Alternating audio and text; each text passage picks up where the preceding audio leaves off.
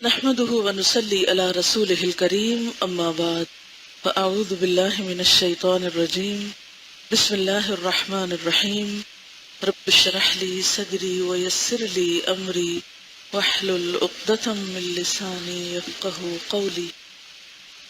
آپ سب کو بہت مبارک ہو، آپ کی سورۃ البقرہ مکمل ہوئی۔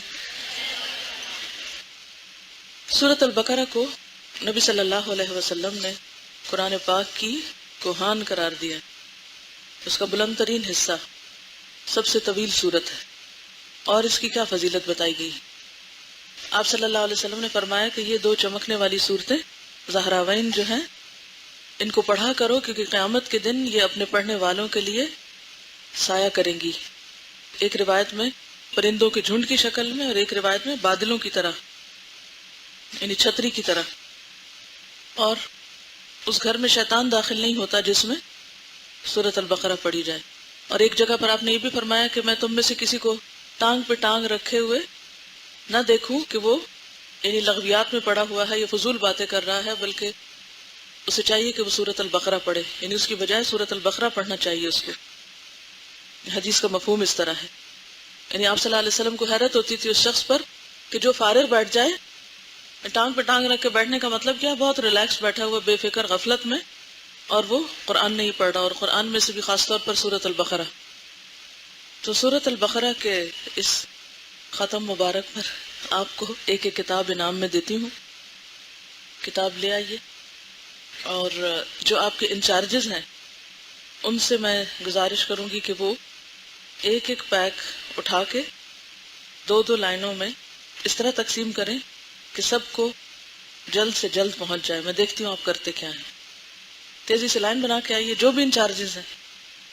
دیکھیے اکٹھی نہیں پکڑائیں اسٹوڈنٹس کو، یہی تو میں دیکھنا چاہتی تھی آپ کرتے کیا ہیں۔ آج آپ سب کا امتحان ہے۔ چیزوں کو تقسیم کرنا بھی ایک فن ہے، معلوم ہے آپ کو، سروس بھی ایک طریقہ ہے، ایک سکل ہے۔ میں یہ سب کو سکھانے کے لیے کر رہی ہوں۔ یہاں رکھیے پہلے کتابیں، اپنے ہاتھ میں اتنی اٹھائیے جتنے آپ اٹھا سکتے ہیں۔ تقسیم کرنے والے سب ایک جگہ کھڑے ہو جائیں اور میری بات سنیں۔ آج سب کے سامنے آپ کو تقسیم کا طریقہ سکھانا چاہتی ہوں تاکہ باقی لوگ بھی سیکھ لیں۔ کبھی زندگی میں کوئی چیز تقسیم کرنی پڑے، کیونکہ اکثر جگہوں پر میں دیکھتی ہوں کہ لوگ تقسیم کس طرح چیز کرتے ہیں۔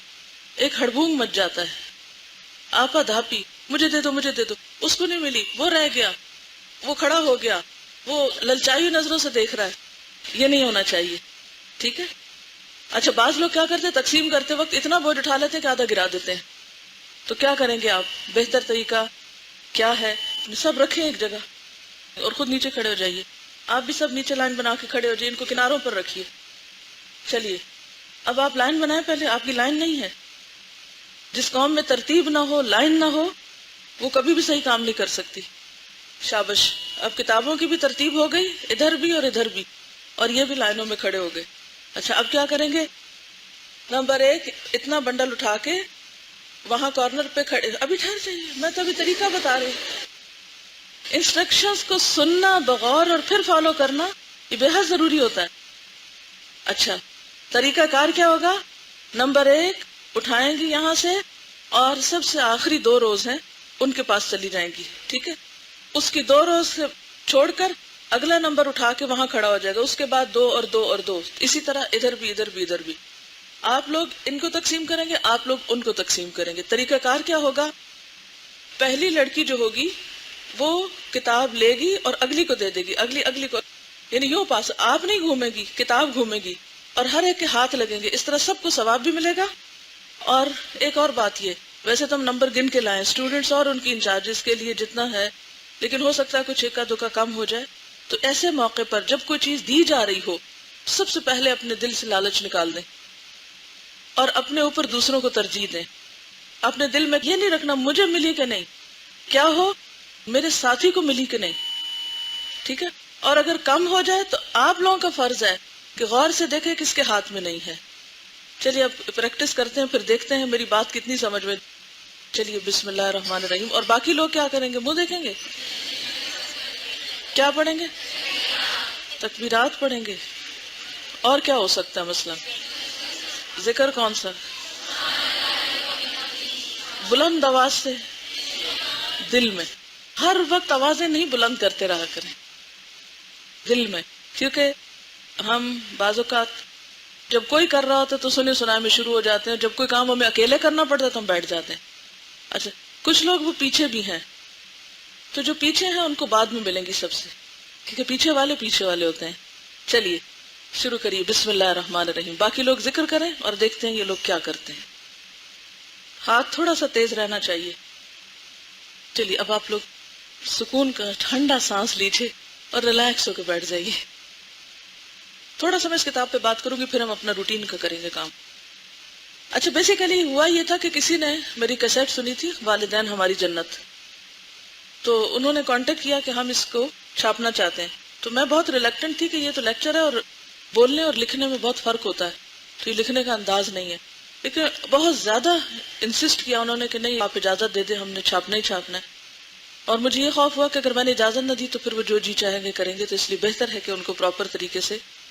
تو میں نے انہیں کہا کہ آپ ٹائپ کر کے مجھے بھجوا دیں. انہوں نے ٹائپ کر کے بھجوایا، پھر اس کو پروف ریڈ وغیرہ کیا اور تھوڑی سی اس کی نوک پلک سنواری اور اس کو پھر چھاپ دیا گیا. اور یہ انہوں نے چھاپ کے فی سبیل اللہ اس کو تقسیم کیا ہے. اور اس کو اگر آپ اگین کسی جگہ پر لیکچر کے طور پہ لیکچر دینا چاہیں تو آپ کو احادیث اور آیات وغیرہ صحیح ترجمے کے ساتھ اس میں مل جائیں گی. اور سب سے بڑی بات ہے کہ صرف یہ کتاب لیکچر دینے کے لیے نہیں بلکہ خود عمل کرنے کے لیے بھی ہے. تو ایسی صورت میں آپ کو ایک ریمائنڈر بھی ہوگا. اور چونکہ یہ ٹاپک پہلے پارے میں سورۃ البقرہ میں کور ہوا تھا، آپ کو معلوم ہوگا.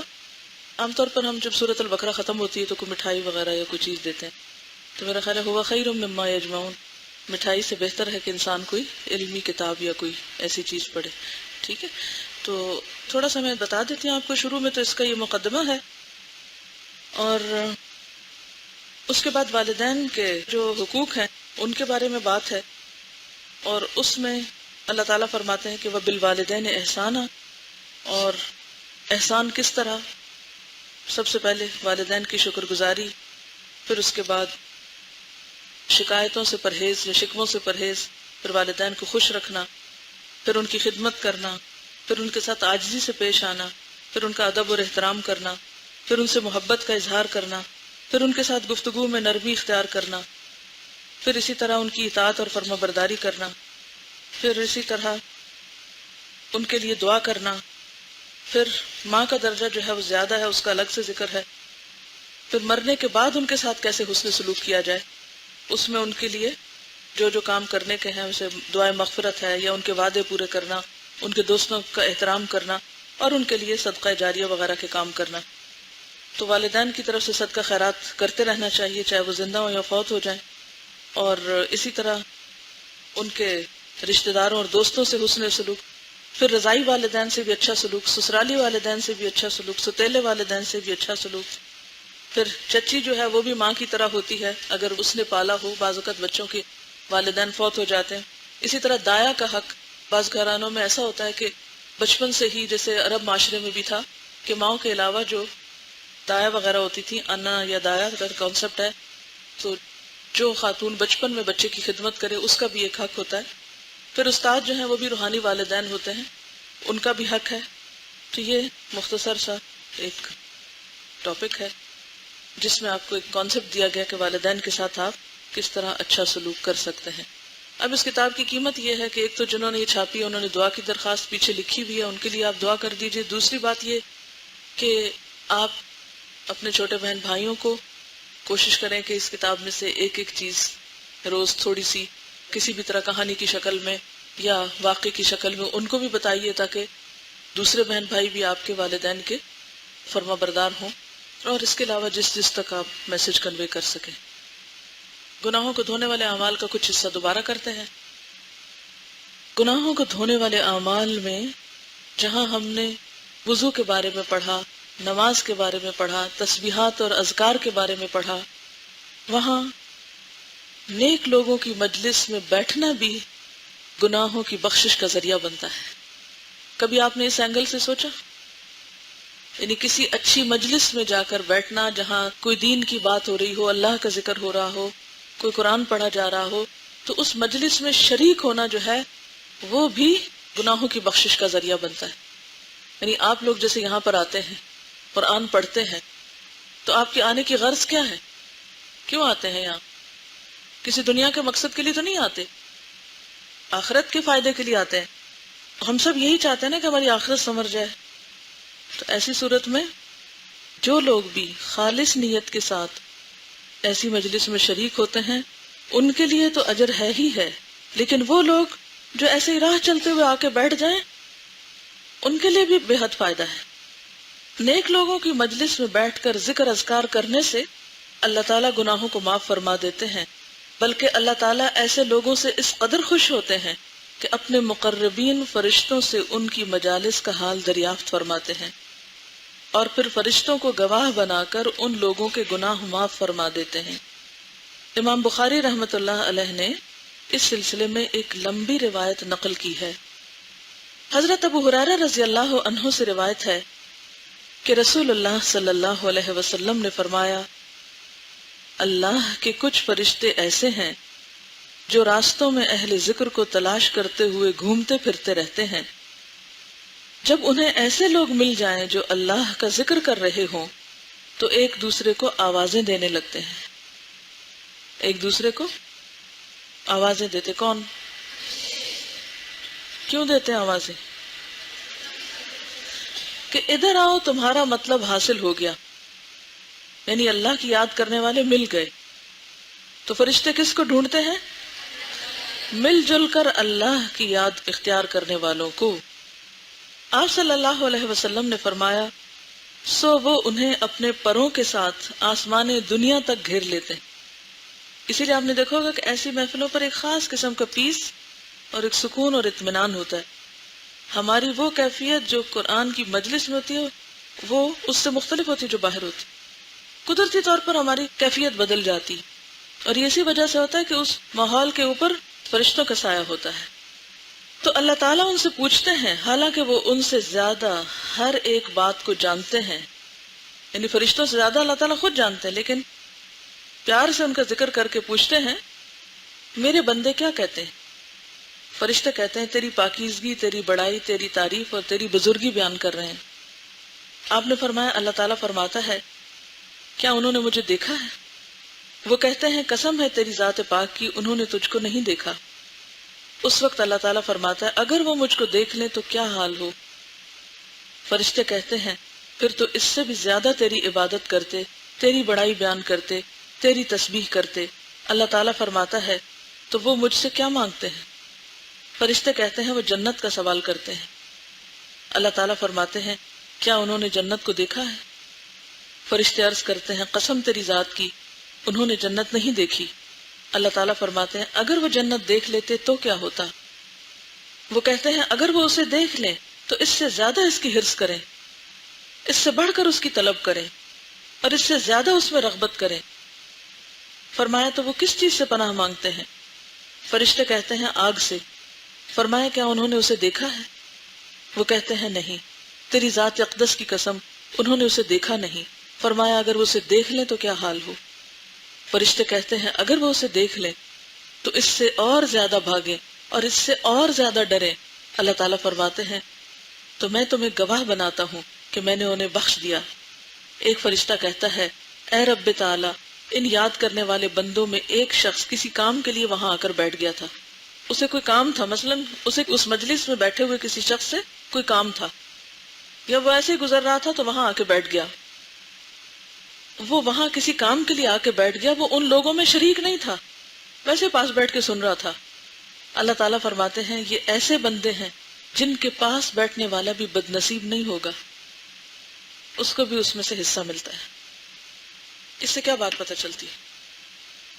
ہر مجلس کا ایک اثر ہوتا ہے. آپ برے لوگوں میں بیٹھیں تو اس کا رنگ آپ پہ چڑھے گا، آپ اچھی مجلس میں بیٹھیں تو اس کا رنگ آپ پہ چڑھے گا. دونوں طرح کی مجالس کے اپنے اپنے اثرات ہوتے ہیں. تو اچھی مجلس کے اثرات نہ صرف یہ کہ دنیا میں انسان پر اچھے پڑتے ہیں، بلکہ آخرت کے انجام کے اعتبار سے انسان کے لیے بے حد فائدہ مند ہے. اب جیسے کچھ لوگ تو یہاں پر رجسٹرڈ اسٹوڈنٹس ہیں اور کچھ لوگ ایز اے لسنر آ کے بیٹھ جاتے ہیں، یا ویسے ہی کسی کام سے آتے ہیں تو انہیں پتہ چلتا وہ نیچے کلاس ہو رہی تو کہتے ہیں اچھا چلو ہم بھی سن لیتے ہیں جا کے. وہ رجسٹرڈ نہیں ہے لیکن ویسے ہی سننے آ جاتے ہیں اور خوب توجہ سے سنتے ہیں. اور پھر جو بھی وہاں بیٹھتا ہے کسی نہ کسی طرح فائدہ ضرور پہنچتا ہے. آپ ریگولر اسٹوڈنٹس میں سے کوئی ایسا ہے جو پہلے کبھی ایز اے لسنر آیا ہو یہاں؟ اچھا، تو کیا ہوا تھا آ کے؟ ہاں آپ بتائیے. یہ کہتے ہیں یہ اپنی بہن کے ساتھ آئی تھی اور انہوں نے کسی سے ملنا تھا، اور یہ کسی ارادے اور نیت سے یہاں نہیں آئی تھی، اور جب آ کے انہوں نے یہ سارا ماحول دیکھا تو ان کو اتنا اٹریکٹ کیا کہ انہوں نے اس وقت تہیہ کر لیا کہ یہ بھی یہاں داخل ہوں گی. اب آپ دیکھیے وہ ایک جھلک کہاں پہنچایا اس نے ان کو؟ کلاس تک کہ اب ریگولر قرآن پڑھنے. اب جو قرآن پڑھ لیں گی تو پھر اس کے بعد کیا ہوگا؟ چین سے تھوڑی بیٹھیں گی. قرآن آرام تو نہیں کرنے دیتا، وہ تو قبر میں جا کے آرام کرواتا ہے. پھر انسان کی اور ہرس بڑھتی ہے. وہ کہتے ہیں نا کہ اس سے سیر نہیں ہوتے علماء، یعنی سیکھنے والے یا جان لینے والے بھی دل نہیں بھرتا کبھی اس سے کہ ہاں بس بہت ہو گیا، آپ کافی پڑھ لیا ہے. اور کوئی جو ایسے ہی آیا ہو کبھی؟ ہاں آپ بتائیے. یہ کہتے ہیں کہ اپنے کسی رشتے دار کو ملنے کے لیے گئی تو وہ ان کو آگے لے گئی کلاس میں، اور پھر یہ بھی پڑھنے پہنچ گئی. ہاں آپ پیچھے سے کچھ کہہ رہے ہیں. یہ بھی سمر کورس میں ایز اے لسنر آئی تھی. ہاں آپ کہتے ہیں کہ جس دن آپ کی بیٹی کا یہاں نکاح تھا تو ان کو کسی نے کہا آپ بھی آ جانا، تو یہ آ گئی، اور پھر نہ صرف کہ خود آئی، امی اور بہن بھی آ گئی. جی آپ کیا کہتی ہیں؟ یہ کہتی ہیں کہ یہ بھی اپنی کسی دوست کے ساتھ آئی تھی اور وہ ری ٹیسٹ دینے آئی تھی، اور اس کے بعد وہ نیچے کلاس میں آ کے بیٹھ گئی اور سورت نور چل رہی تھی تو ان کو اچھا لگا، اور انہی دنوں یہاں پر نئے ایڈمیشن ہو رہے تھے تو انہوں نے ایڈمیشن لے لیا. تو اس سے کیا بات پتہ چلتی ہے کہ ایسی مجلسوں میں جانا بیسیکلی نیکی کی طرف رغبت دلاتا ہے انسان کو.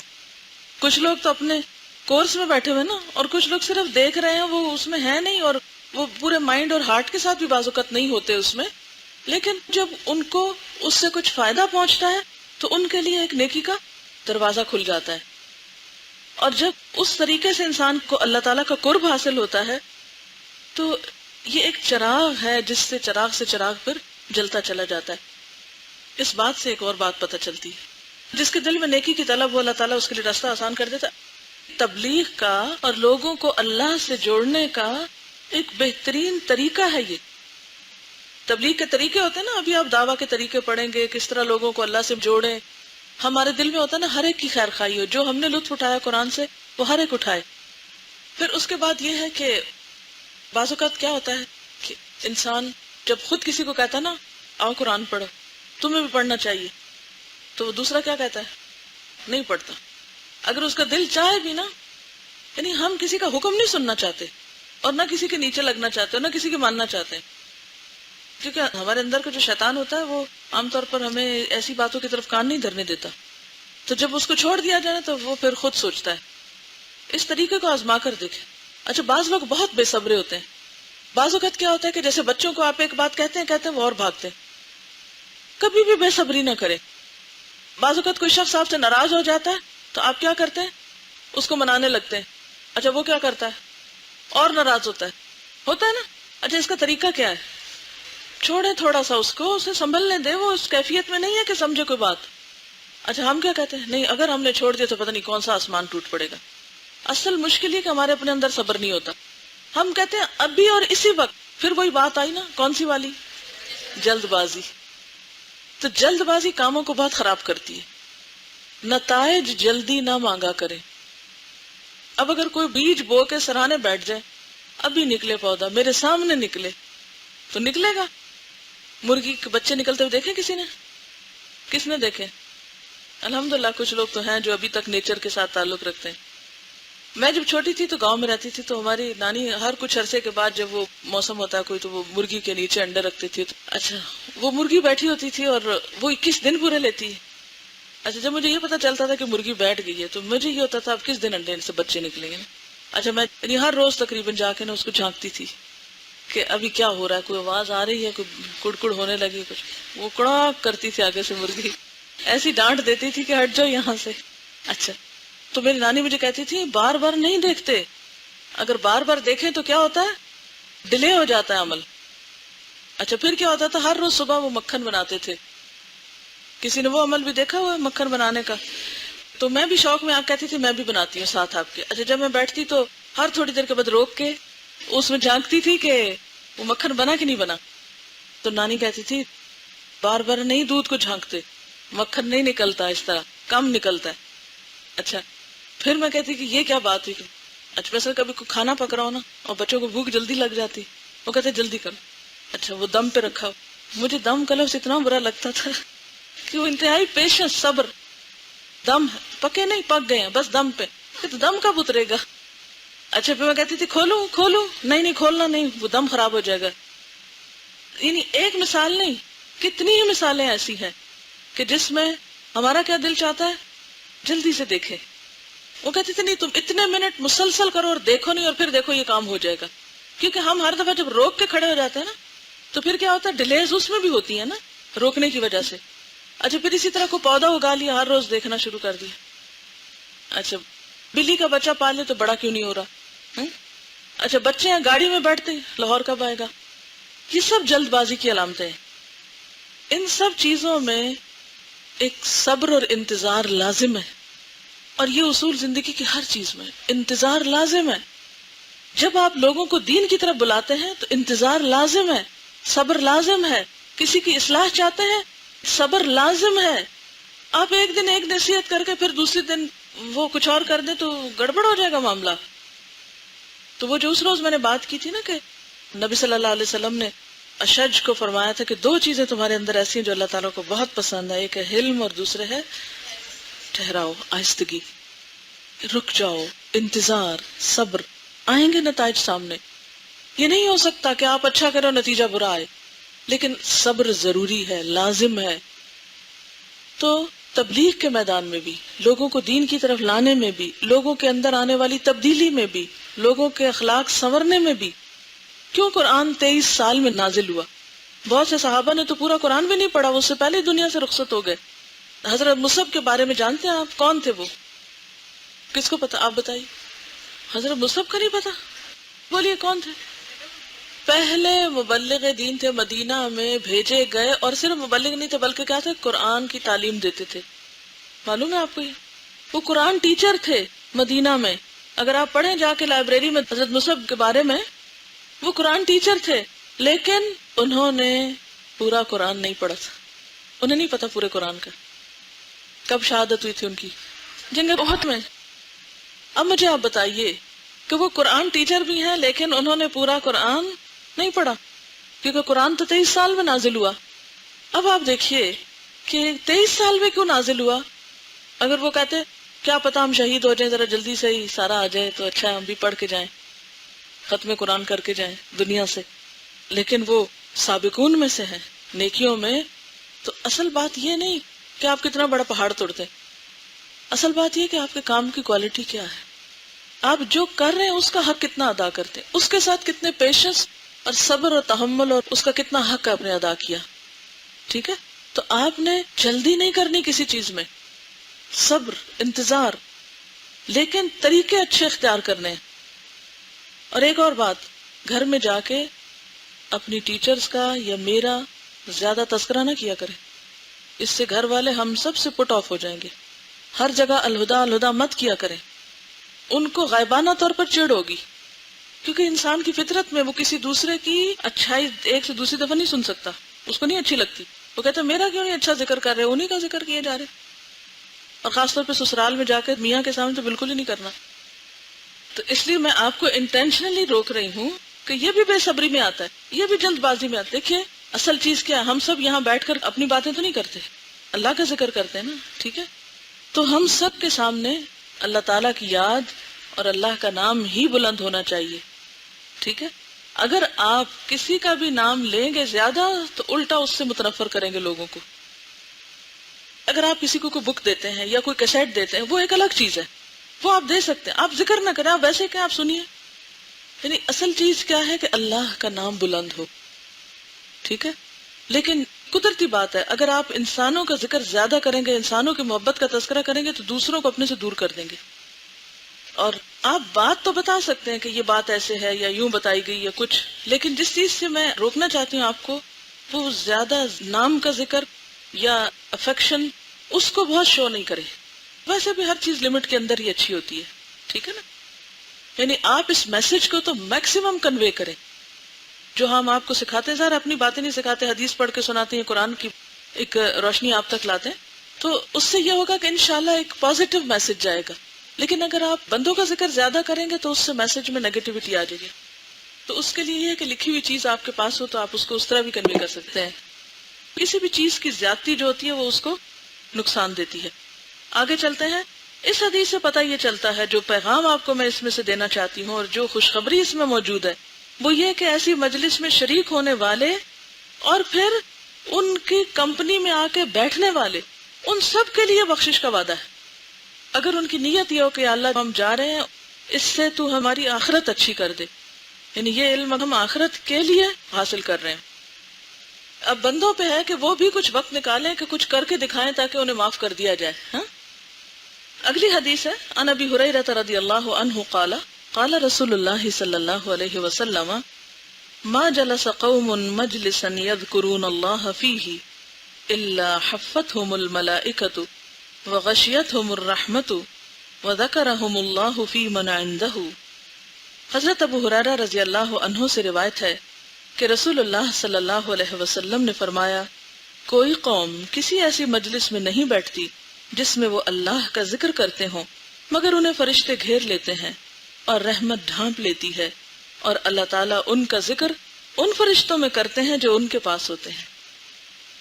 یعنی آسمان کے فرشتوں میں ایسے لوگوں کا ذکر کیا جاتا ہے اور ایک طرح سے انہیں بھی گواہ بنا لیا جاتا ہے. ایک اور حدیث میں آتا ہے، نبی صلی اللہ علیہ وسلم نے فرمایا، اللہ تعالیٰ ارشاد فرماتے ہیں، میں اپنے بندے کے ساتھ اپنے متعلق گمان کے مطابق ہوتا ہوں اور میں اس کے ساتھ ہوتا ہوں جب وہ مجھے یاد کرے. سو اگر وہ مجھے اپنے آپ میں یاد کرے تو میں اسے اپنے آپ میں یاد کرتا ہوں، یعنی دل میں، اور اگر وہ کسی جماعت میں میرا ذکر کرے تو میں اس سے بہتر جماعت میں اس کا ذکر کرتا ہوں. مشکل ہوتا ہے نا لوگوں کے بیچ میں بیٹھ کے اللہ کی بات کرنا، لیکن اس کا صلہ کیا ملتا ہے کہ اللہ تعالیٰ اس سے بہتر مجلس میں اس انسان کا ذکر کرے. دیکھو میرا فلاں بندہ فلاں مجلس میں بیٹھ کے میرا نام لے رہا ہے، مجھے یاد کر رہا ہے. اگر وہ ایک بالشت میرے قریب ہو تو میں ایک ہاتھ اس کے قریب ہوتا ہوں، اور اگر وہ ایک ہاتھ میرے قریب ہو تو میں 2 ہاتھ پھیلانے کے برابر اس کے قریب ہوتا ہوں، اور اگر وہ میرے پاس چل کر آئے تو میں اس کے پاس دوڑ کر آتا ہوں.